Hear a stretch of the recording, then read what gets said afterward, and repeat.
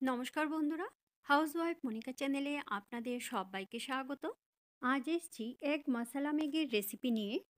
Maggi খেতে সকলেই খুব পছন্দ করে, তবে বাচ্চাদের তো এটা খুবই পছন্দের একটা খাবার। ম্যাগি দিনের যে কোনো সময়ে খাওয়া যায়, যেমন ব্রেকফাস্ট, লাঞ্চ, ডিনার। এছাড়াও বাচ্চাদের স্কুলের টিফিন বক্সেও এটা বানিয়ে দেওয়া যায়।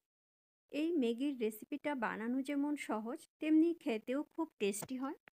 চলুন তাহলে দেখে নেওয়া যাক আমি কিভাবে এক মশলা ম্যাগি বানিয়ে থাকি। ম্যাগি বানানোর জন্য নিয়েছি এক প্যাকেট ম্যাগি। একটা মিডিয়াম সাইজের আলু খোসা ছাড়িয়ে কুচি করে কেটে নিয়েছি, তারপর খুব ভালো করে ধুয়ে নিয়েছি। আর নিয়েছি একটা মিডিয়াম সাইজের পেঁয়াজ আর দুটো কাঁচা লঙ্কা, এগুলিও আমি কুচি করে কেটে নিয়েছি। প্রথমে ম্যাগিটা সেদ্ধ করে নেব। এর জন্য আমি একটা সসপ্যানে জল বসিয়ে দিয়েছি, জলটা ফুটতে শুরু করেছে। এখন ম্যাগিটা আমি একটু সেদ্ধ করে নেব। ম্যাগি সেদ্ধ করার সময় জলটা আগে ফুটিয়ে নিতে হবে।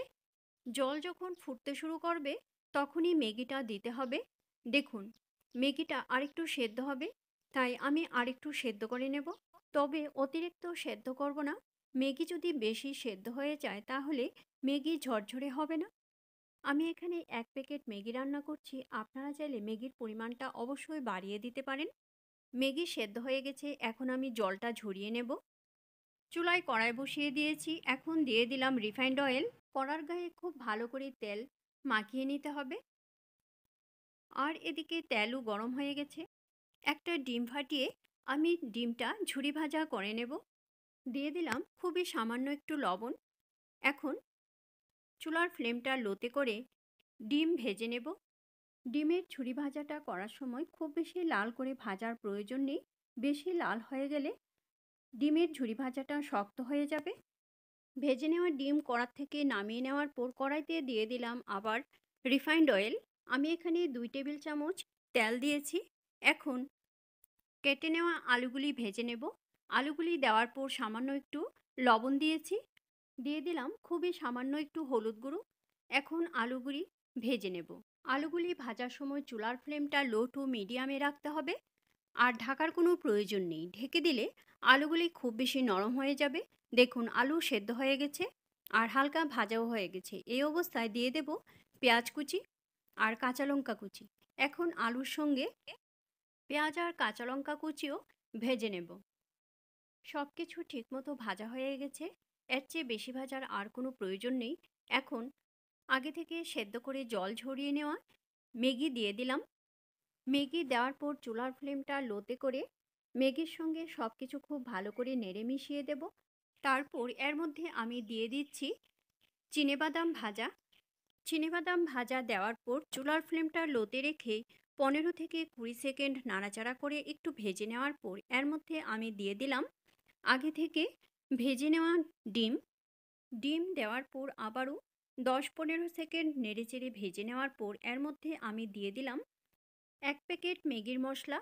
এক প্যাকেট ম্যাগির জন্য আমি এক প্যাকেট ম্যাগির মশলাই দিলাম।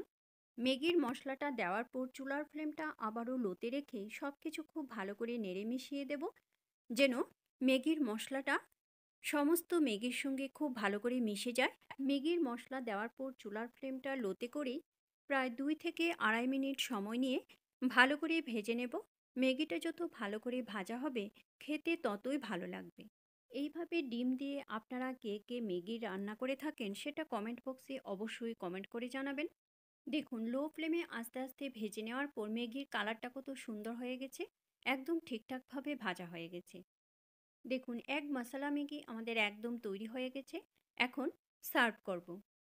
সুস্বাদু এবং স্বাস্থ্যগুণ সম্পন্ন ম্যাগির রেসিপিটা ভালো লাগলে অবশ্যই লাইক করবেন আর বন্ধুদের সঙ্গে বেশি করে শেয়ার করবেন। এইভাবে আপনারাও বাড়িতে ট্রাই করবেন, আশা করি আপনাদের কাছেও খুব ভালো লাগবে। আর আমাকে কমেন্ট করে জানাবেন কীরকম লাগলো। আমার চ্যানেলে নতুন দর্শক বন্ধু হয়ে থাকলে চ্যানেলটা সাবস্ক্রাইব করে আমার পাশে থাকবেন আর বেল আইকনটা অবশ্যই প্রেস করে দেবেন, কেননা আমি চ্যানেলে নতুন কোনো রেসিপি দিলে রেসিপিটা আপনাদের কাছে খুব তাড়াতাড়ি পৌঁছে যাবে। আপনাদের যদি কোনো রেসিপি দেখার ইচ্ছে থাকে তাহলে কমেন্ট বক্সে অবশ্যই কমেন্ট করে জানাবেন, আমি সেই রেসিপিটা আপনাদের সঙ্গে শেয়ার করার চেষ্টা করব। আবার আসবো নতুন কোনো রেসিপি নিয়ে। ভালো থাকবেন, সুস্থ থাকবেন। ধন্যবাদ।